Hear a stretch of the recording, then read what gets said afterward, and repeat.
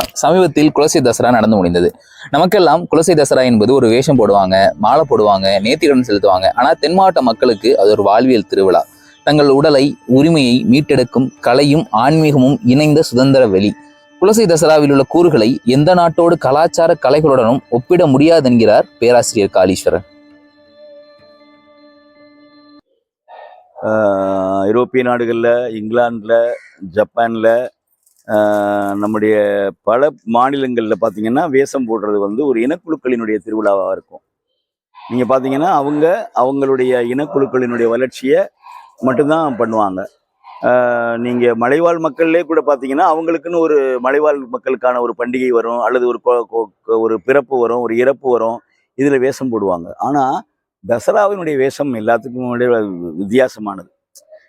மனித சமூகத்தில் யாரெல்லாம் கொடுமை செய்வானோ அவனுடைய வேஷமும், மனித சமூகத்தில் யாரெல்லாம் நன்மை பகைப்பார்களோ அவர்களுடைய வேஷமும். திருடன்லாம் வருவான் இதில். ஏன்னா அங்கே நிறைய திருடு இருக்கும்.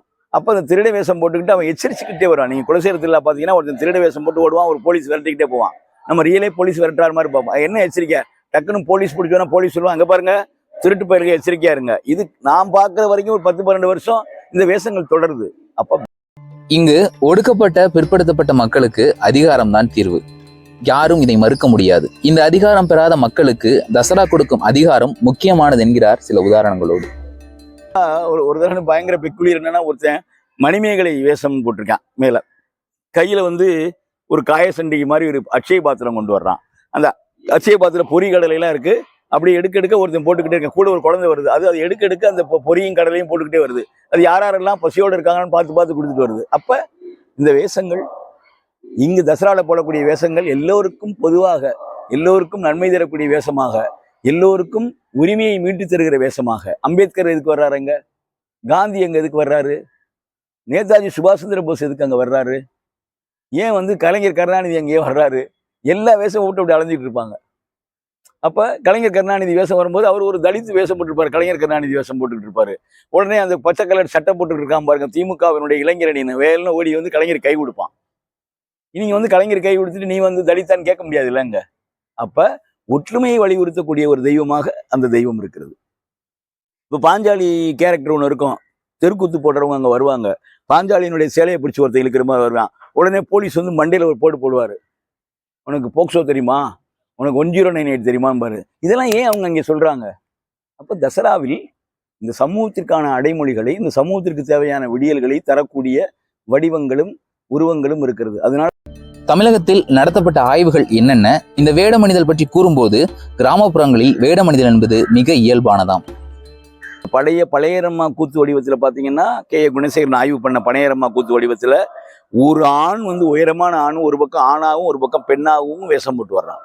ஆய்வுகள் அந்த காலத்திலிருந்தே ஆய்வாளர்கள் பனையரம்மா கூத்து, இந்த முத்தாரம்மன் கூத்து, அதுக்கப்புறம் வந்து முத்துமாடன் கூத்து, இதில் வேஷங்களை கொண்டு வர்றது. இப்போ பொய்த்தவம் வேடம் கொண்டு புகுந்தனன் முத்தநாதன் சொல்லி சேக்கிலாருடைய பெரிய புராணத்திலேயே வேஷக்கலையினுடைய அடையாளம் இருக்கு. பொய்த்தவம், தவத்தை உடைக்கக்கூடிய ஒரு பொய்த்தவம் வேஷத்தோடு தான் உள்ள வந்து மாறு வேஷத்தின் மூலமாக வந்து தான் ஒரு பெரிய ஹோலிஸ்டிக் அப்ரோச்சையே உடைச்சிருக்கானுங்க. சேக்கிலாரே அதை சொல்றாரு. ஆனால் அந்த ஹோலிஸ்டிக் அப்ரோச்சை நிலைநாட்டுவதற்காக முத்தாரம்மன் கோயிலில் நீங்கள் எல்லா அம்மன் கோயில் திருவிழாவையும் போடக்கூடிய வேஷங்கள் அந்த பக்தியினுடைய மனிதநேய மார்க்கத்தை சொல்லக்கூடியதற்காக தான் அந்த வேஷங்கள் பண்ணியிருக்கு. நீங்கள் தோப்பாவினுடைய புத்தகங்கள்லாம் படிக்கும்போதோ, அல்லது கார்த்திகை சிவத்தம்பி பண்ணுறதோ, கானா சுப்பிரமணியத்தினுடைய நூலோ, காவியா சண்முகசுந்தரம் ஒருத்தர் நாட்டுப்புறவியல் எழுதியிருக்கிறாரு. கலனியூரான் சொலவடைகளையும் பழமொழிகளையும் பற்றி ஒரு ஆய்வு செஞ்சிருக்கிறாரு. இது எல்லாமே வந்து முத்தாரம்மன் கூத்தில் வரக்கூடிய வேஷங்களை போட்டுக்கொண்டு சொலவடைகள் கட்டுவது, வேஷங்களை போட்டுக்கொண்டு வெயிலுக்கந்தம்மன் கோயில்களில் பெண்களை தேடுவது. ஏன்னா உண்மையான ஆண் வந்து தனக்கு பிடிச்ச பொண்ணை வந்து நேரடியாக பார்க்க முடியாதுங்கிறதுனால வேஷம் கட்டி கொண்டு ஆடுபவர்களைப் போல, பாடுபவர்களைப் போல, நடிப்பவர்களைப் போல வேஷம் கட்டி கொண்டு வந்து பெண் பார்க்கிற படலமெல்லாம் இருக்கு.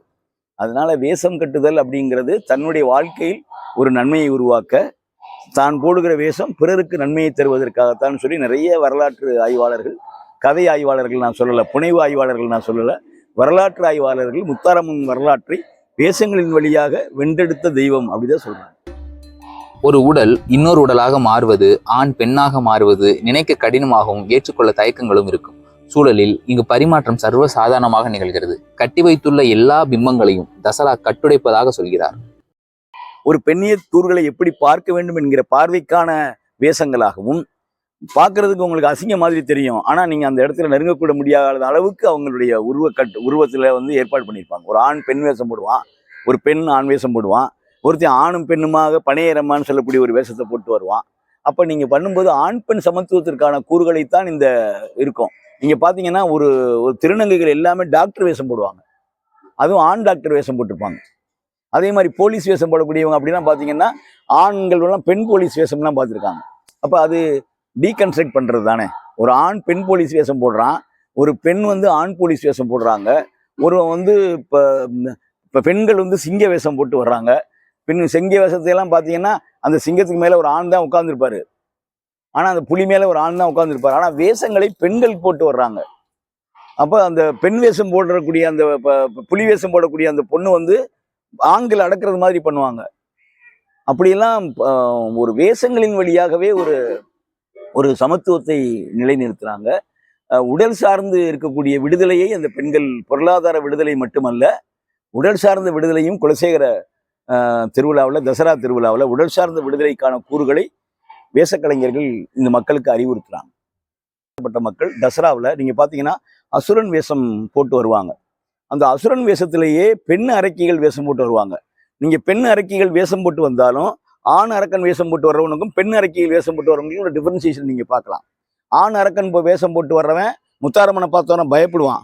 பெண் அரக்கி வேஷம் போட்டு வர்றவங்க வந்து நீயும் பெண் தான், நானும் பெண் தான், ஆனா உனக்குள்ள அப்படி ஒரு சாந்த குணம் எப்படி வந்தது, எனக்கு இப்படி அரக்க குணம் எப்படி வந்ததுங்கிற ஒரு ஒரு டாக் அங்க நடக்கும். அது அந்த பறையிலே நடக்கும். ஏன்னா சத்தம் போட்டு பேசினா பிரச்சனை, அடுத்த ஜாதியை சேர்ந்தவர்கள் ஏதாவது டிஃப்ரென்ஸ் ஆஃப் ஒப்பீனியன் கொடுப்பாங்க அப்படின்னு சொல்லி, அப்போ நாம் ரெண்டுமே பெண்ணுங்கிற தளத்திலிருந்து ஒன்று போவோம்னு சொல்லி தாழ்த்தப்பட்ட ஒடுக்கப்பட்ட மக்கள் ஆண் அரக்கியும் அதாவது பெண் அரக்கியும் பெண் முத்தாரம்மனும் ஒன்று சேர்ந்து தோளில் கை போட்டு போவாங்க கடைசியாக. அப்படிப்பட்ட ஒரு இணக்கத்தை வந்து அவங்க வந்து உருவாக்குறாங்க. அதனால நான் என்ன சொல்றேன்னா, ஒரு ஒற்றை கலாச்சாரத்தை உடைக்கக்கூடிய பக்குவத்தை இந்த மக்கள் இன்னைக்கு வரைக்கும் வச்சிருக்கிறனால தான் குலசேகரன் திருவிழா பேலன்ஸ் ஆகி வருது. இறுக்கமாவே இருக்கிற தென் மாவட்டங்களில் தசரா ஒரு விடுபடுதலுக்கான வழியா இருக்கு. இதே சூழல்ல இருந்த மாரி செல்வராஜ், நாங்குநேரி சின்னதுரை, ஆணவ கொலை செய்யப்பட்ட கவினோட குரல்கள் தசராவில் ஒலிக்குதா? வழங்கக்கூடிய தெய்வம் நம்முடைய மூதாய், அந்த தெய்வம் நமக்கெல்லாம் வாழ்வளித்த தெய்வம், நமக்கெல்லாம் ஒரு பெரிய பிளாட்ஃபார்ம் அமைச்சு கொடுத்த தெய்வம்னு இருக்காங்கல்ல. அப்போ ஒடுக்கப்பட்ட தாழ்த்தப்பட்ட மக்கள் எப்பொழுதுமே தான் எப்படி நசுக்கப்பட்ட ஒடுக்கப்பட்டோம் அதையெல்லாம் எடுத்துக்கொண்டு அதை புரட்சிகர வடிவமாக மாற்றுவதற்கு அதற்கான கூறுகளை அறிவுபூர்வமாக டிசைன் பண்ணி ஒரு எதிராளிகளை எப்படி பேலன்ஸ் பண்றதுங்கிறத கற்றுக்கிட்டாங்க.